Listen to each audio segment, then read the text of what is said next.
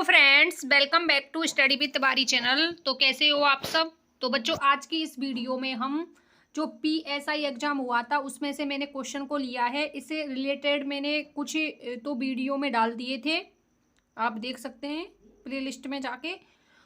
60 तक तो मैंने करा दिए थे, 60-70 तक। तो आगे बचे हुए शेष जो क्वेश्चन है उनको इस वीडियो में देखते हैं।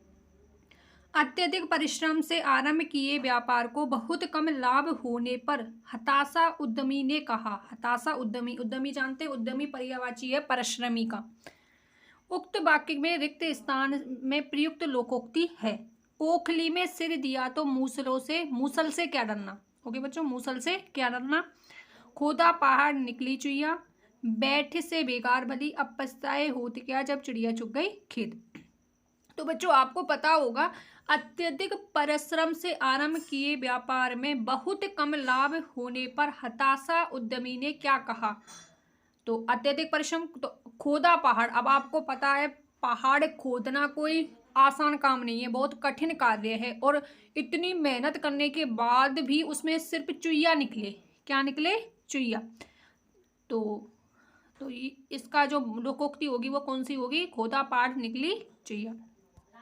नेक्स्ट क्वेश्चन देखते हैं इसमें। एक तो करेला दूजा नीम चढ़ा, लोकोक्ति का उपयुक्त भावार्थ है। तो एक तो करेला है, वो करेला आपको पता है कड़वा होता है। दूजा नीम चढ़ा, और उस पर दूजा क्या चढ़ा हुआ है? नीम। तो दोनों ही कड़वे होते हैं। गुणी व्यक्ति ही गुणवान को पहचानता है, गलत बात है ये तो। चालाक का अधिक चालाक से सामना होता है, गलत बात। सज्जन द्वारा कपट व्यवहार करना, गलत बात। कुसंग से बुरे का अधिक बुरा हो जाना, कुसंग से बुरे का अधिक बुरा हो जाना, इसका सेम इस पे बैठ रहा है। इसमें नेक्स्ट क्वेश्चन है, बच्चों, किस मुहावरे का भावार्थ सही नहीं है। तो बच्चों, इसमें क्या पूछा है? सही नहीं है। घड़े पानी पड़ना, बहुत वर्षा होना। तो बच्चों, इसका देखो सीधा सीधा है, और राइट आंसर तो इसका यही होगा, घड़ों पानी पड़ना बहुत वर्षा होना, ये नहीं होगा इसमें। सूरज पर थूकना, किसी निर्दोष पर लांछन लगाना, किसी निर्दोष पर लांछन लगाना, ये बिल्कुल सही है। नाक मुंह सिकोड़ना, अरुचि व अप्रसन्नता प्रकट करना, ये भी सही है। थूक कर चाटना, कहकर मुकर जाना, तो ये तीनों ही सही है। तो बच्चों, आपको एक क्वेश्चन में 3 मुहावरे भी याद हो रहे हैं, आप देख सकते हैं। ये सारे क्वेश्चन पीएसआई एग्जाम में आए हुए हैं बच्चों, मैंने इनको नहीं बनाया है। तो आप देख सकते हैं कि आगामी परीक्षाएं होंगी उसमें किस प्रकार से क्वेश्चन आ सकता है।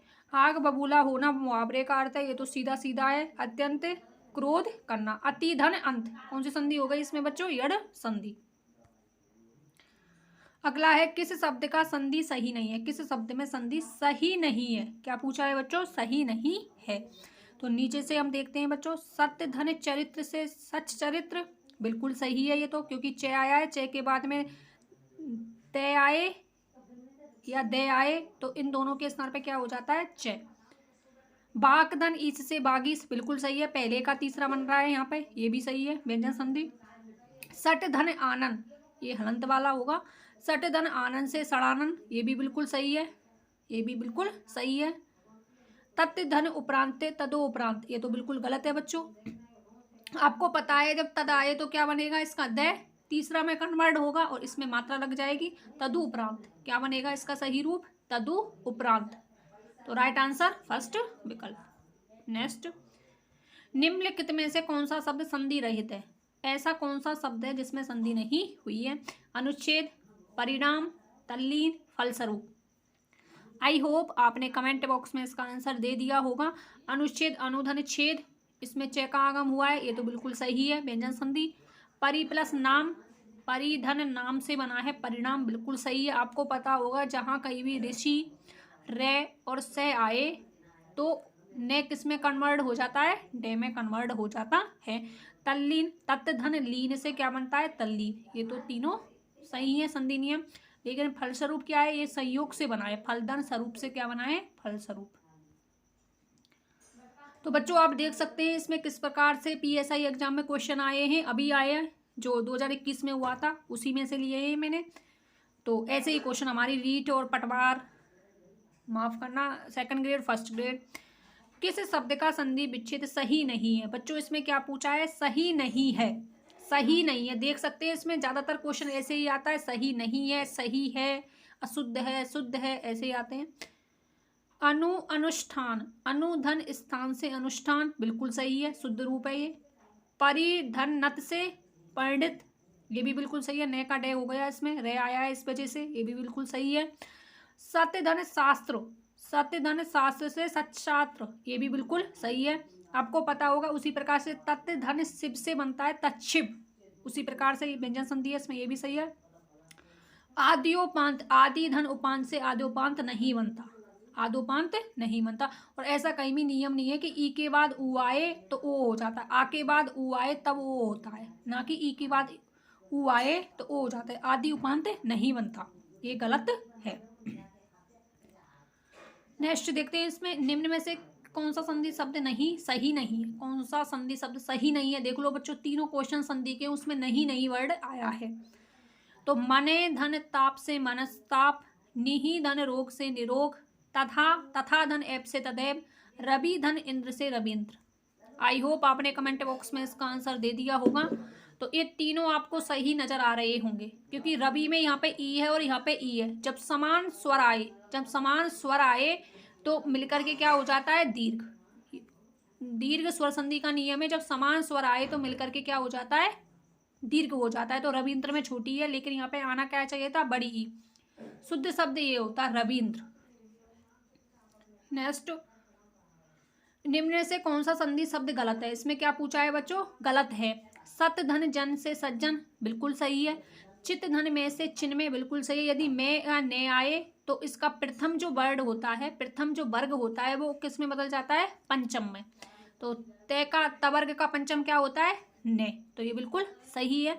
सत्य प्लस गति से सदगति, ये भी बिल्कुल सही है। तय का दे में कन्वर्ट हो गया, ये बिल्कुल सही है। सत धन मार्ग से सन्मार्ग बनता, सत धन मार्ग से क्या बनता बच्चों? सन्मार्ग, क्योंकि यहाँ पे मैं आया हुआ है तो ये किस में कन्वर्ट होता? अपने पंचम में कन्वर्ट होता। तवर्ग का पंचम क्या बनता है? ने। तो इसका शुद्ध रूप क्या बनता? सन्मार्ग। क्या बनता बच्चों? सन्मार्ग। तो ये बिल्कुल गलत है। कुछ इसमें मैंने समास से संबंधित क्वेश्चन लिए हैं जो PSI एग्जाम में आए हुए हैं बच्चों। किस विकल्प में कर्मधारय समास नहीं है? कौन सा समास? कर्मधारय, जिसमें एक तो विशेष होता है और एक विशेषण होता है। नील गाय, देह लता, आप बीती, लघु कथा। बताइए बच्चों, अब देखो इसमें नील गाय आ गया, वेरी मोस्ट है ये। नीली है जो गाय, नील गाय है इसमें। तो गाय की विशेषता बताई जा रही है, कैसी है? नीली। देह लता, तो इसमें देह लता, देह रूपी लता, ये भी है, रूपी आ रहा है, कर्मधारय में आता है।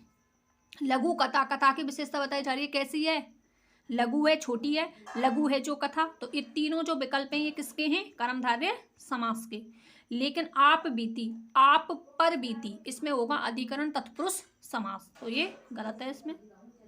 नेक्स्ट है इसमें, इनमें से किस विकल्प में तत्पुरुष समास है? इनमें से किस विकल्प में? बच्चों क्या पूछा है? किस विकल्प में? आमरण, कामकाज, मंदबुद्धि और तुलसीकृत। तो आई होप आपने कमेंट बॉक्स में आंसर दे दिया होगा। इसका राइट आंसर क्या होगा बच्चों?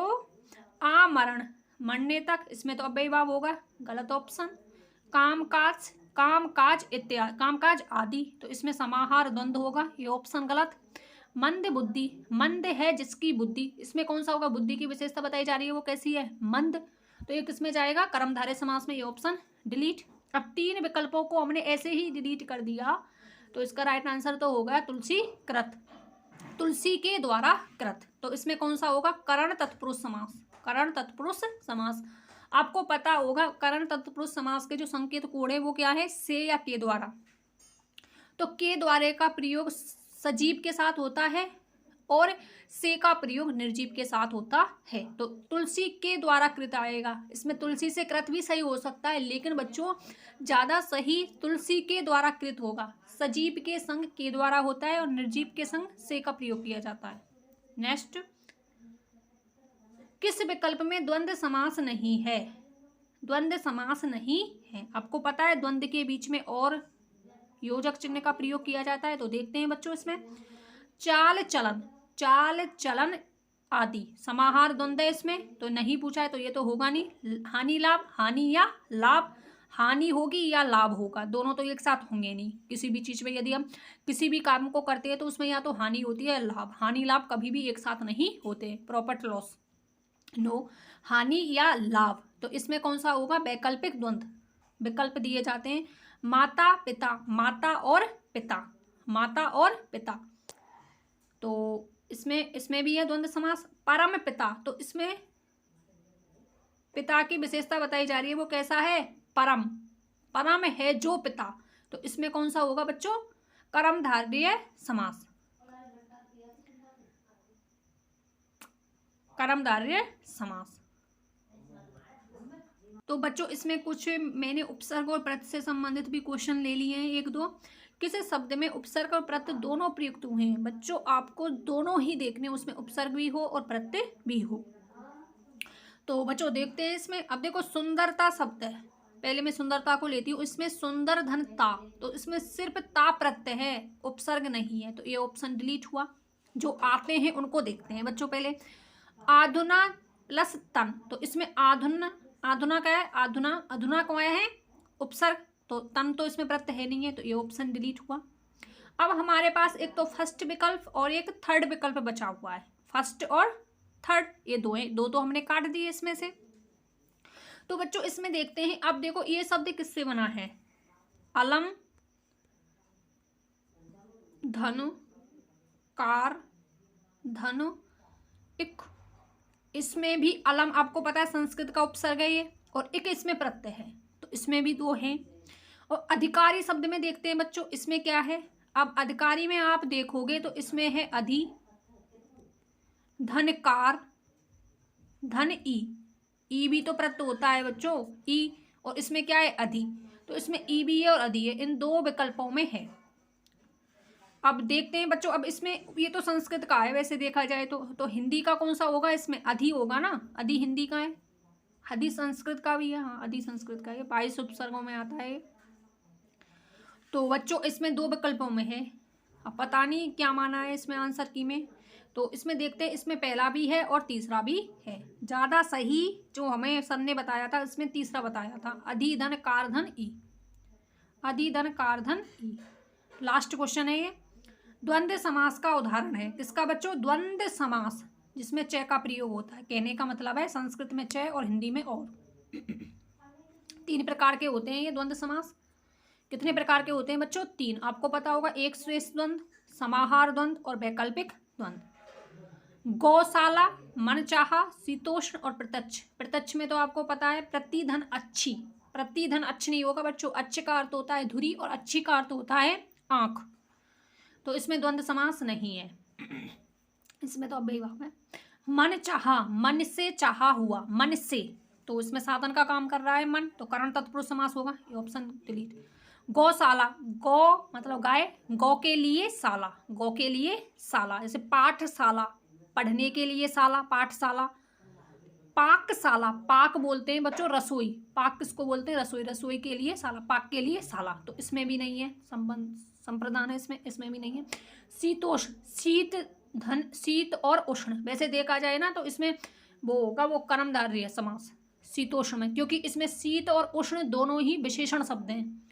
शीत भी और उष्ण भी दोनों विशेषण शब्द हैं, तो इसमें विशेषण विशेषण कर्मधारय समास है देखा जाए तो वैसे। अब लेकिन हमें ऑप्शन में से निकालना होता है ना कभी कभी आंसर को, कि विकल्प के अनुसार हम अपने आंसर को चॉइस करना पड़ता है। तो इसमें शीतोष्ण होगा, क्योंकि इन 3 विकल्पों में हम आसानी से डिलीट कर दिया, क्योंकि इसमें अव्ययभाव होगा, इसमें करण तत्पुरुष होगा और इसमें संप्रदान तत्पुरुष होगा। तो ये 3 ऑप्शन डिलीट हो गए, तो बचा सिर्फ कौन सा? शीतोष्ण। शीतोष्ण में अब आपको पता है बच्चों, एक शब्द में एक से अधिक समास हो सकते हैं, एक शब्द में एक से अधिक समास हो सकते हैं।